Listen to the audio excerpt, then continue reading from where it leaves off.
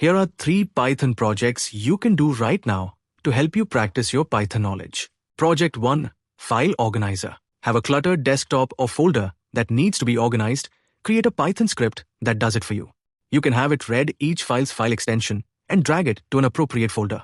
For example, if I have a .mp3 file, it would go into a music folder. Project 2. Unit Converter. Create a Python script that allows you to input freedom units and convert them to rest of the world units. Seriously, can we switch to metric? If you want to go one step further, create a GUI using Tkinter to make it easier to use. Project 3. QR Code Generator. Create a Python script where you can input a URL. For example this, and it creates a QR code for you. You'll probably need to install this QR code library. But if you really want to increase the difficulty, try making one without it. So give these projects a shot and don't use ChatGPT. Be sure to leave a comment below if you have some fun Python project ideas.